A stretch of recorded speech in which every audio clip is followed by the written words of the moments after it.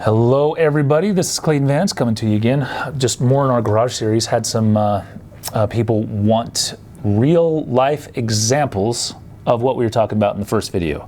And because we were talking about how lots affect garages and side entries versus front entries and how lots were configured. And that's the biggest dilemma with all of this is how urbanism and how development practices have changed over time. And when we go back to old cities and we look at how cute they are and how fun they are and charming they are, you will find that they are always missing garages and that's why we love these neighborhoods, because they're focused on houses, and not just houses but beautiful houses. And so we'll talk about how the architecture affects these different things, but what people have asked me to explain is a little more clearly is kind of the evolution of urbanism as it relates to those utilitarian aspects like the garage, so that you can have a really clear understanding of where we've come from, where we are now, and some of the iterative examples of everything in between. So I figured, I went through a bunch of stuff, and I figured honestly the best way to do this was to just get on Google Earth and travel around the world and show you, because we can look at plan view, then we can do street view, and have a really good idea of what I'm talking about. I'm going to select a few places that I've been and lived, so I have a personal attachment and experience with these areas, and that way we can go. So anyway, so here we are in Europe, and when I talked about an urban situation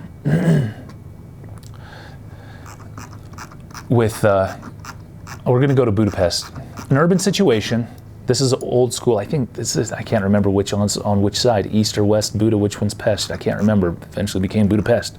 Anyway, up in this old historic area right here on the top of this hill in Budapest, you have all of these courtyards within all of these buildings. And so your experience as the pedestrian or driving the car, right, in this environment is a wall of buildings. And this is old school, right? Really old school. So if I take you on a street view, what I was talking about in terms of garage doors, just being a part of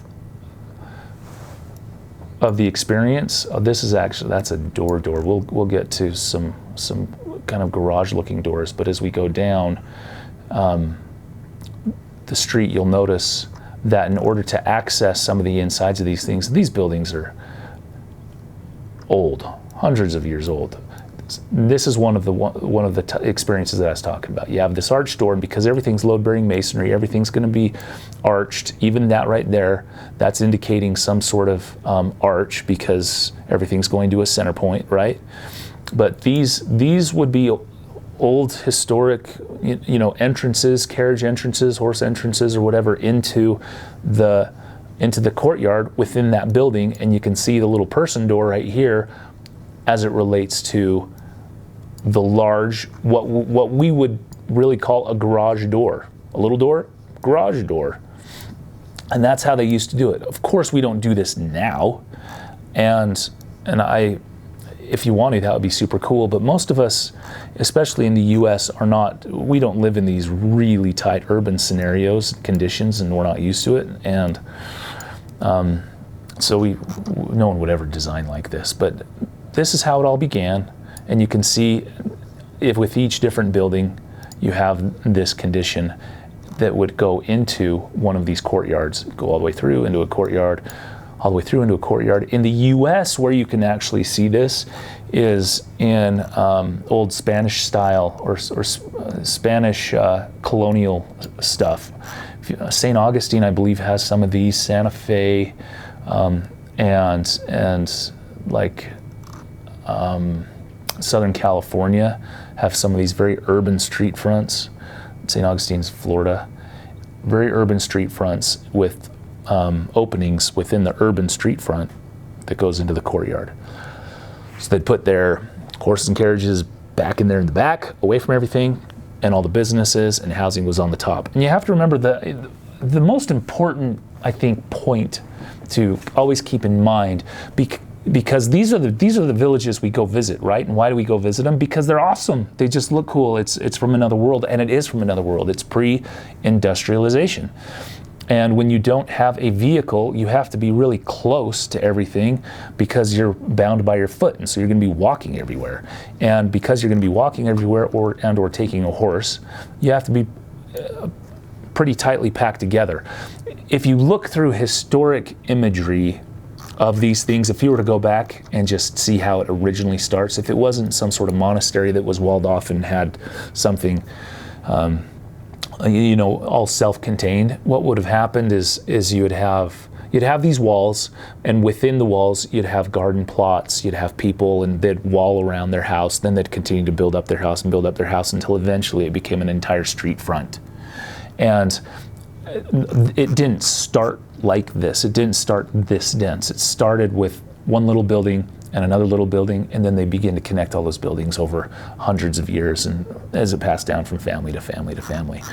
And so obviously agriculture is an essential part of living, and most people, would grow gardens and just on their own property until things became too urban and too dense, and then they'd keep moving out. And this is just the pattern of development historically, and nothing wrong with that. It's just that when we do it today, because of the automobile, we can just spread out a lot faster and a lot further. And what I just showed you in Budapest, it would go for virtually every old historic town in Europe. We could just select random towns, and that would be fun, and a fun exercise for you to do is just go look at random historic towns around Europe and see if the same condition exists. And what you can do is you can look and find the most the oldest historic part by virtue of both the density and the housing type that there is. And so I just went to some random place, and so this right here, this circular road around this area, this would have been, I don't know this because I don't even know where we are, but just based on the urbanism and based on what we're looking at, this would have been the old historic wall that would have gone around the city. And you can look at the housing type, courtyard, and the density and stuff, courtyards, and then as you go out from this center, you still have pretty dense, but it just gets less and less and less dense as you go further out and more agriculture. And all of these roads, it's interesting because most of these would have started with the historic Roman grid, since Rome settled most of all this stuff. And it was a very gridded system, but through the Middle Ages and over time, rises and falls of civilizations and that type of stuff, everything became a lot more organic, and so you have these really organic streets, really cool, really charming. But all of those utilitarian things, once again, they were solved by putting everything back a house, so you had the street front, that's where commercial, that's where the civic life happened, then everything else thrown back a house in these courtyards. As the Enlightenment happened and rationalization, rational planning, that type of stuff, we're in 18th century, so 1700s, that type of stuff. If we go up to England and Scotland, 1760s-ish, I believe. If we go to Edinburgh, Scotland, where are we? Right there. James Craig, I think was his name, has a plan. And so you have the old Edinburgh. I mean, who can say this right except you people who actually live in Edinburgh in England? I don't know. It looks like Edinburgh to me, but my best pronunciation is Edinburgh. And so you have the old town right here, and you can see it's kind of wonky in terms of the street configuration, and so rational town planning was starting to become a thing, and in the 1700s, and so America is already colonized for 100 something years, and longer than that, but in terms of like real development happening, and and what we have with the Enlightenment and rational thinking and rational town planning is stuff that ends up like this. I just want to show you England's version of this. So I'm going to bring over here the development plat map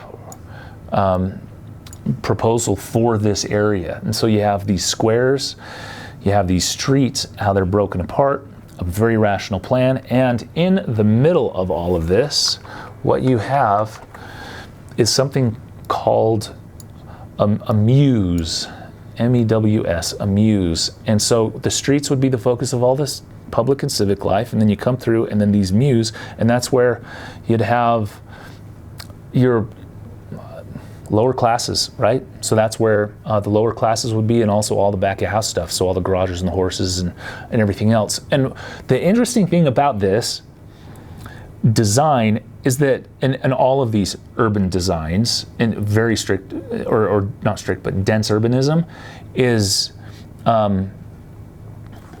the integration of all classes of people. And so it really built a community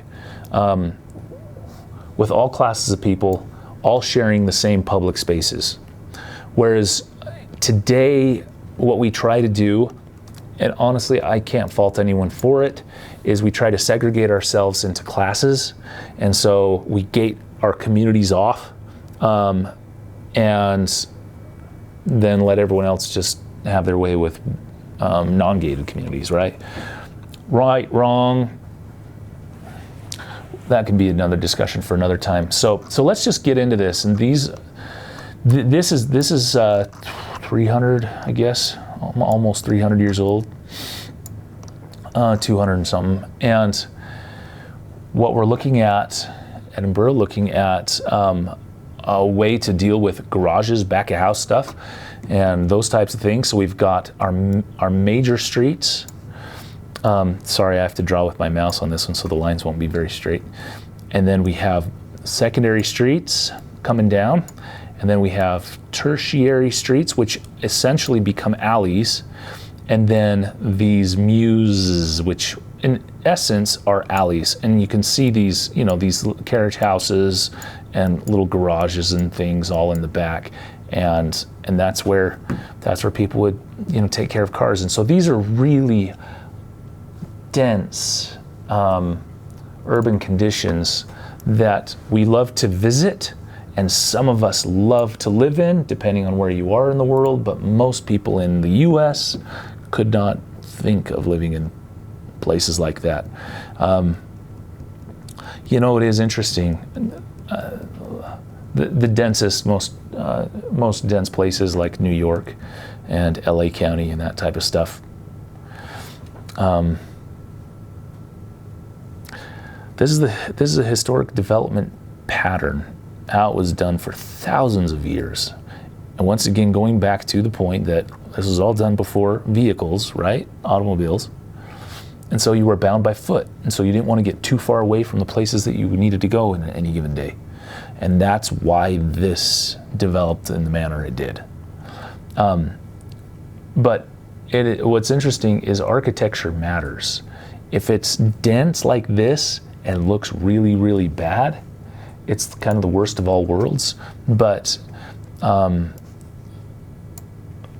this one isn't bad at all. One of the reasons it's not bad is all of its stone. I mean, look at that. It's pretty dirty. Scotland, I guess, is gray and apparently gets dirty. I don't know. It used to, all the soot and everything from all these chimney stacks, and used to make these buildings black and then have to wash them. But it's pretty cool. They're all pretty uniform, right? There's no building that's standing out above the other one, but that rhythm that's set up through the entire thing, particularly because the details are awesome, the proportions are great, the materials are perfect, then it leads to a really nice environment. So, 100 years later, if we go to London, to stay in line with this idea of the muse. Then we'll go back over to some contemporary stuff in the US that's going on. I need to scroll out to get into London a little quicker. If we go to Belgravia, which was, I think it was it was like 1800s, 1820 to 18. I don't remember, like 1880s-ish, was the development of this area just behind Buckingham Palace, right? So this whole neighborhood. And man, it's beautiful. I stayed down here once, and it's now a bunch of consulates and other things. But let's look at the muses down here a little bit closer. So if we look at these blocks, same sort of thing, the same sort of density, the same sort of logic, the same sort of rigidity, rhythm, not like what we saw in medieval villages, which have all the curvy streets. And let me tell you, one of the reasons, we'll get to the development pattern, but you have this rational grid, and also the US, we did that. We set out a grid. There's only just a few towns back east where it's goat trails and very organic things. Our major city that does that is Boston. Everything else is pretty dang rational. But Boston, being one of the oldest cities, does that. And so all the medieval cities, that's one of the things we just love about them, is those windy, curvy streets. This is a lot more rigid, and this is what we're used to. And when people develop today, kind of suburban neighborhoods, developers, and for some reason us, we want those curvy streets, and so we do cul-de-sacs and all these windy, curvy streets, and we'll get to examples of that. But I find it really, really fascinating that we find that, more romantic, as it were, and more charming. And what we're subconsciously trying to do is do an iteration of those old medieval villages, but put it in a suburban setting. And it's it's just something to think about and to explore. But here we have, in this rational planning, we have these townhouses, we have these muses, and let's do a small little, or a quick little street view of what these look like. Density does not have to be ugly. I have no idea who that dude is, but you can see all those garage doors back there in that muse, and that's where people live up there. And these are all now flats, not just single townhouses, but most of them are now flats. And this is a beautiful urban environment. And one of the things that they do frequently, the more urban you get, the more you need squares and parks. And so rather than having private green space, people have public green space. And that way you still have nature, still get to participate in nature, so it doesn't become so dense, so urban. There's a London example of the same sort of thing. Now let's go back across the pond to something a little more familiar to folks in the US, if that's where you're watching this from. And let's go to some places that we've talked about. So let's do Boston real quick. Once again, you can see the oldest part of town and how organic it is as it goes out to the more rational planning.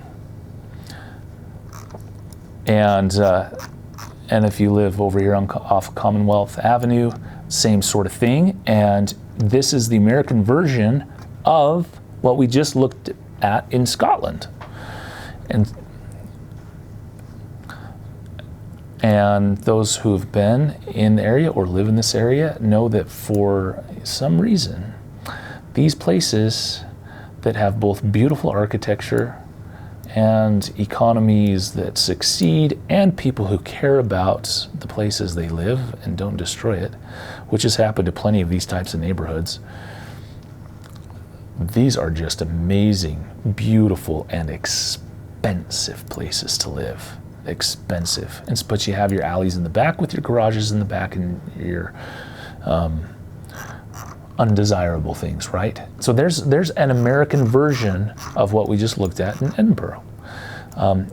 This does not exactly happen over here like on the North End or on Beacon Hill, because this was a little tighter and a little older and a little more dense.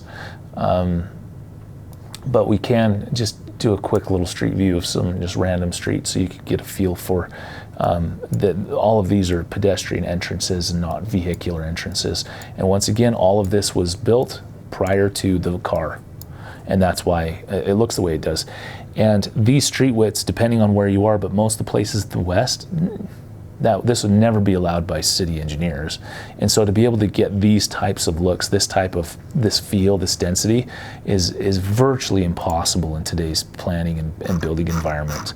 And so, treasure and cherish these old places because we can't do it anymore. And it is sad when we just tear them down and put up something ugly in its place. One of my favorite streets is here in Richmond, Virginia. It's called Monument Avenue. It's also a boulevard. And we talked about long, narrow lots. This is where we're going to start doing that. This is a really critical thing to look at the rational planning of the U.S. in terms of deep, narrow lots rather than wide, shallow lots, and the success of the alley. And so if you're looking from just a very practical standpoint, once again, here you see the alleys going back, then the major streets, your minor streets. So your major streets have all of your houses fronting them. Your minor streets have corner lots with side yards and things, and then your alleys. And so it becomes this hierarchy of street type in which your experience with both the architecture and the civic environment become a very logical experience and very diverse, because it's really rich. It's not just this monolithic or monochromatic just experience of just how we do it today, where it's shopping mall and parking lot and drive-through. And this is just rich with variety, infinite variety in all honesty. And so if we look at these two things, once again, to illustrate how important architecture is, because we'll probably run into some things where the architecture sucks and so the environment sucks. This was, a random spot. I didn't know what house we were going to come on, but those are quite beautiful, pretty incredible. And once again, what do we not have? We don't have curb cuts. No curb cuts, right? All we're looking at is houses, beautiful entrances, beautiful houses, no garage doors. And the variety and the styles as you continue to go down the road span many years, and some are Victorian, some are Romanesque, some are classical. And then we're looking down the secondary street, which still has the side of a house. And because it's a secondary street, this facade is still pseudo-designed. It's not really designed, but there's still order, and the materials are great. We got a base, we got middle crowns, we've got wonderful windows. And then as we go further back into the alley, we have these two side garages. Look how small they are. And this is one of the things we'll talk about, is scale in terms of garages and scale in terms of charming and cute. Because as you begin to scale something up, we all think little things are cute, right? Period. Little things are cute. Big things, not so cute anymore. Even a whale, if it's little than its typical standard size, is still cute. And so it has to do with the proportions and the scale of something relative to its larger counterpart. And so when we look down the alley, where's all the garbage kept? Boom! Where's all the electrical lines? Where's all the plumbing? Where's all the stuff? Where's all just the undesirable stuff you don't want to look at? All back here. It makes sense, in all honesty. It makes sense. That way we don't have our garbage cans sitting out in our front yards when the garbage is going to get picked up. I personally think they had it right. They had it right. And it's complemented by just some absolutely stunning architecture. So that's Richmond's Monument Avenue. Another place that was for prisoners, Savannah, Georgia. That's where it took a bunch of people from England and be like, we're going to come up with a wonderful little community and do a full town plan and do it in wards, where each of these blocks would be a ward, and with a square, a public square in the center, and it worked out pretty well. And once again, major streets, minor streets or secondary streets, and then you have these alleyways, same sort of thing. And this continues on and on and on as we keep looking at example after example after example. If you've ever been to Savannah, Georgia, it's a wonderful, magical place. So let's keep going west and see what happens. This is where everyone will become to understand, and you'll be more familiar with this type of growth pattern. Let's choose, how about St. Louis? Let's just go to St. Louis. I lived in Chicago, and we'll go right north to Chicago too, but let's look at St. Louis. We have the downtown right against the river, old historic area probably. We have narrow, deep lots, same sort of thing. Yeah, super high density, narrow, deep lots, alleyways, garages in the back. I'm very curious to know what this architecture looks like and how run down this is. I have no idea. If you live here, yeah, yeah. This could be a great neighborhood. This actually could be a great neighborhood. You just need to clean it up a little bit and fix everything, right? But it goes back to architecture matters. What the walls look like. You know what I'm saying? The architecture is the walls of the streets. And if you do a bunch of random stuff, that doesn't look so good. And so as you get further and further away from the city, you still got boulevards, narrow, deep lots, alleyways, go across the freeway, and all of a sudden everything gets a little more spaced out because we were tired of it. We now have cars. We can now get places faster, and new development patterns. Everything is now front-loaded. But interestingly, front-loaded, but it's still a narrow curb cut, and the garage is in the back. And we've now entered a transition phase, a very important phase of history. What does this look like? I don't know. Let's find out. If you're totally bored, you can totally leave. But I find this stuff absolutely fascinating, particularly if you're interested in how you can make your neighborhood better, or where you would encourage developers, what you'd encourage developers to develop. Once again, yeah, look at this neighborhood. So garage in the back, very simple. And the crazy thing is when we put garages in the front, we have to make them look better than they actually need to be. And so garages in the back, very utilitarian, super simple structures, very inexpensive, and they work. And so what you have is you're looking at houses. And these are, the Victorian age, late 1800s, early 1900s, very cute. And then across the street, sorry, construction dude or whoever's house this is, but man, that sucks. Obviously under construction, built very recently. Hey, let's show off our garages and our completely asymmetrical facade that doesn't make any sense, and these windows don't align with anything, and nothing aligns with anything, and it's a really ugly house. Yeah, sorry, I just called you a really ugly house. And then we have backs of houses butting up against the street, so that kind of sucks too. But anyway, it's interesting how things just change. Let's go a little further west and look at a couple more examples. Kansas City. Let's go to Salt Lake and then California. This up in this neighborhood. So this is Old Town, downtown Salt Lake, and if we go into this area, right in here, this is fascinating because similar development pattern, right? Similar development pattern. But all of this was built after the car. No longer, and all honestly, alleys, it's like they bagged alleys. So, okay, we're done with alleys. Let's do front loaded. Still, it's a single lane, right? And so it's a 10-foot wide driveway. And a 10-foot wide curb cut, that's not bad. And the garages are still in the back. And so it's like, okay, that can still be pretty charming. I actually don't know what this neighborhood looks like. I think it's pretty decent, but yeah, so you can see these old historic houses.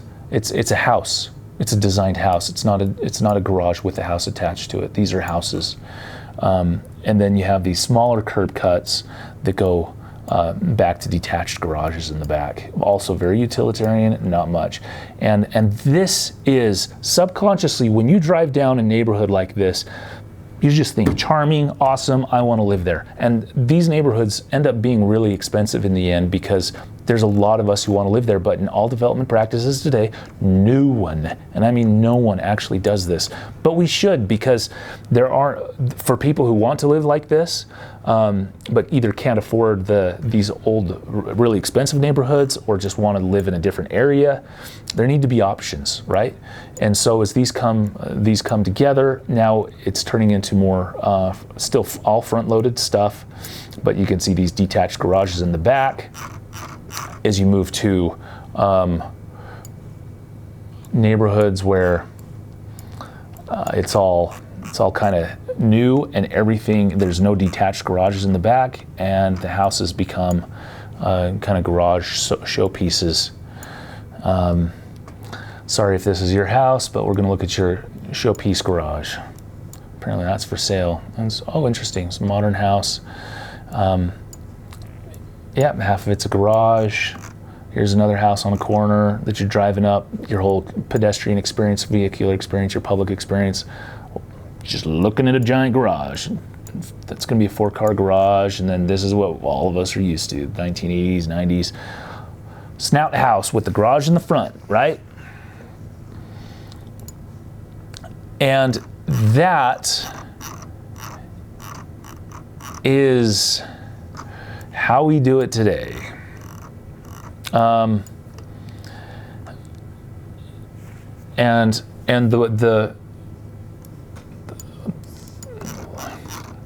the sad part with all of this is we really don't, a typical person doesn't understand the consequences of development patterns. And the issue with the garage has always been an issue since the beginning of time. Where to put the undesirables, right? We put toilets inside, figured out how to do that so it doesn't stink.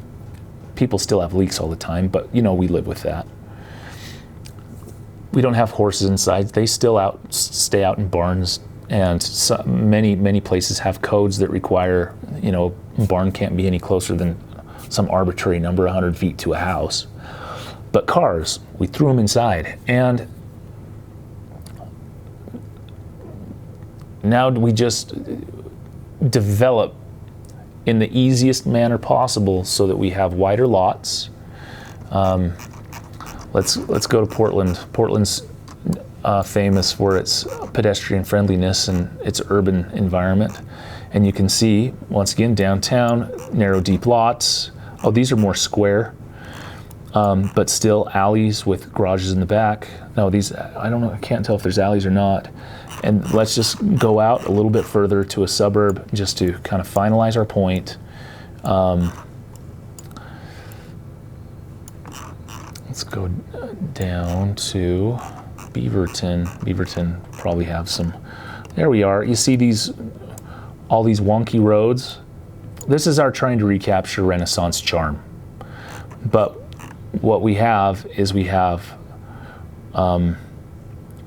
wider lots. So now they're essentially square. You can see that they're essentially square. And rather than having a 10-foot wide driveway, it's now a minimum 20-foot wide driveway. And so the curb cuts just got wider, and we're showing off the garages and all of these little snout houses, snout, snout, snout, and we're tired of it. Most people are tired of that look. And the only way we can undo that is to change development patterns so that we have narrow, deep lots with alleys in the back where we're focused on the house. If you have wide lots that are 150 plus wide, you can do side entry garages. Still make them deep. They still need to be deep. That's going to be way more expensive. Only the rich will be able to afford those, and I get that. But for those who want to live in a charming neighborhood, I'm telling you, narrow or deep lots, alleys, detached or attached garages, some that are front loaded, most of them rear loaded. Get rid of the curb cuts. And most importantly, the walls of your street, which is the architecture, it matters. And if you do traditional neighborhood developments, the architecture really ought to be traditional architecture that will complement and, in the end, be timeless and continue to grow in value and not just tank. So I hope that was educational for you. I hope that was interesting, and I would recommend you do it on your own, just to go look at things on Google Earth, because it's fascinating. You can virtually travel the entire planet and see all sorts of places, all sorts of cities. So I have, just as a little, just tidbit, I lived in Roseburg, Oregon. I've lived in LA, lived down in New Mexico. I presently live up here in the Park City area next to Salt Lake. I've lived in Denver, lived down here in Georgia. I've lived in Atlanta, in Chicago, a quick stint in Dallas, Haddonfield, New Jersey, Richmond, Virginia. So my experience spans the entire country and also Europe a little bit. And so I've studied these environments and walked them all over the planet, just looking at what makes beautiful, timeless environments. And it's not just a single house. It's a collection. It's an entire city, an entire neighborhood. And so when you're designing buildings, it's not just about you. I do agree that people should be able to do what they want. I don't like restrictions on architecture. We'll get into that in an HOA discussion, because most HOA design guidelines are terrible. And we'll go through probably my 5 least favorite ones and the consequences of those. But just remember that hopefully you can get together in a neighborhood where people are trying to come up with beautiful things and not just trendy things. So hope that helped understand what our first video was about in terms of garages and how they related to houses and what happened over time. But we'll talk to you next time. This is Clayton Vance, saying see you later.